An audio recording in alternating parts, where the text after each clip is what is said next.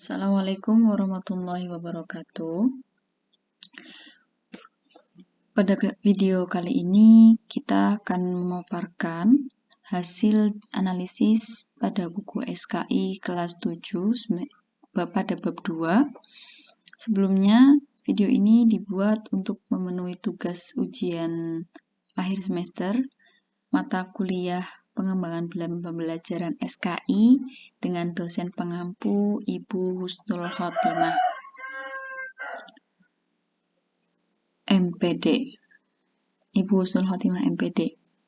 Oke, ini dia tampilan buku SKI kelas 7 yang pada cetakan pertamanya dikeluarkan pada tahun 2020 oleh Kementerian Agama Republik Indonesia.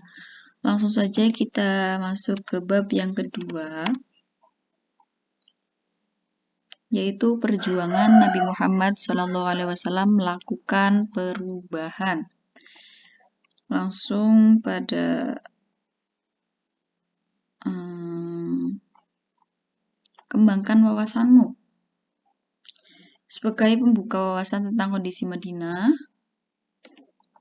sebelum Islam, wawasanku akan menggali informasi seputar kota Madinah, seputar kondisi Madinah.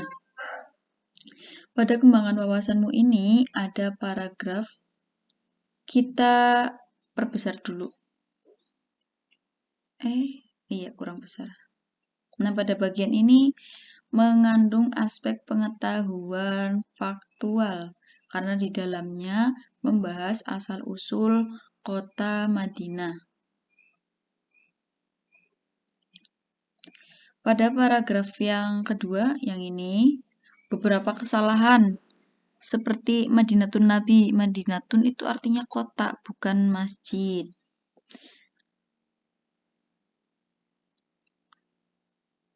Ini juga. Oke, pada dua pembahasan tadi dapat disimpulkan beberapa terdapat aspek faktual kalau sejarah lebih banyak memiliki aspek faktual daripada konseptual. Karena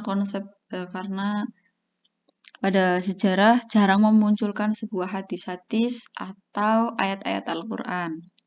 Kemudian ada beberapa titik kesalahan yang tadi sudah saya tunjukkan, atau mungkin kata yang kurang tepat, penggunaan kalimat yang kurang tepat. Demikian review dari buku kelas 7 MTS pada bab 2 awal ini. Buku selanjutnya yang akan kita analisis adalah buku Sejarah Kebudayaan Islam kelas 11 Madrasah Aliyah. Masih sama, cetakan Kementerian Agama Republik Indonesia yang pertama, yaitu tahun 2020. Langsung masuk ke bab terakhir.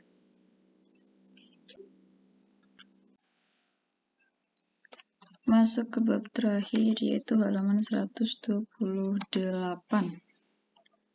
Halaman 128, yaitu pengaruh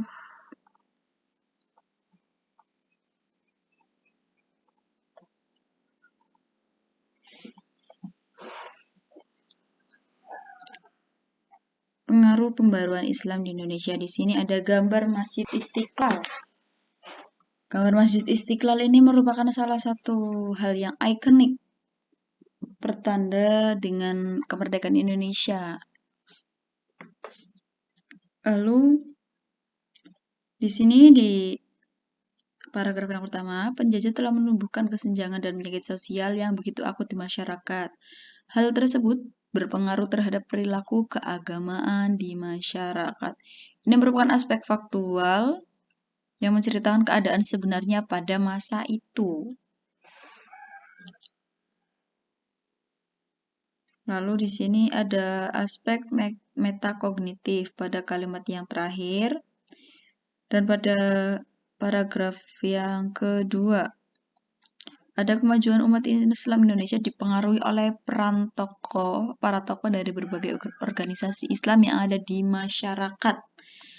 Ini merupakan aspek faktual, karena organisasi keagamaan bisa dijadikan sebagai wadah untuk mengakomodir gerakan sosial, politik, dan kemasyarakatan. Peranan aktif para tokoh dan organisasi dalam mendukung kegiatan agamaan, sosial, dan politik menjadikan Indonesia selangkah lebih maju dari bangsa-bangsa lain di dunia. Organisasi keagamaan di Indonesia telah mendorong proses transformasi sosial dan budaya bangsa Indonesia. Nah, dalam halaman peta konsep terdapat aspek prosedural. Kenapa disebut prosedural? Yaitu yang pertama, pengaruh pembaruan Islam di Indonesia. Apa saja yang mempengaruhi gerakan pembaruan Islam di Indonesia?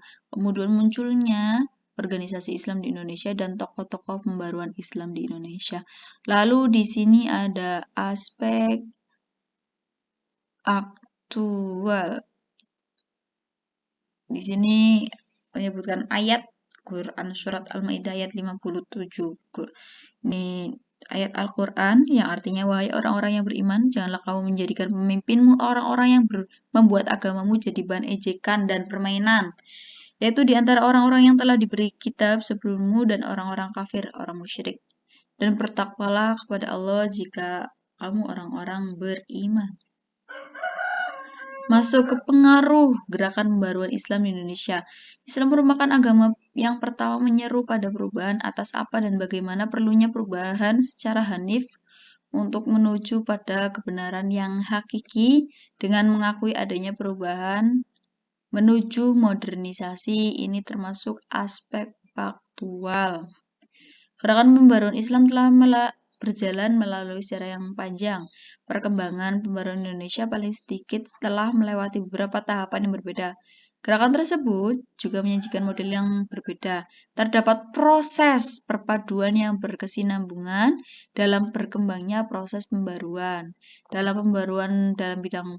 Dampak pembaruan dalam bidang politik dan pendidikan di Timur Tengah menjadi virus ampuh yang terus menyebar di Indonesia.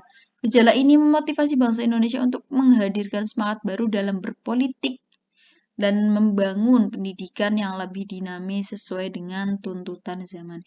Ini terdapat aspek faktual dan metakognitif. Demikian analisis dari saya. Kurang lebihnya mohon dimaafkan untuk tugas kali ini. Sekian, wassalamualaikum warahmatullahi wabarakatuh.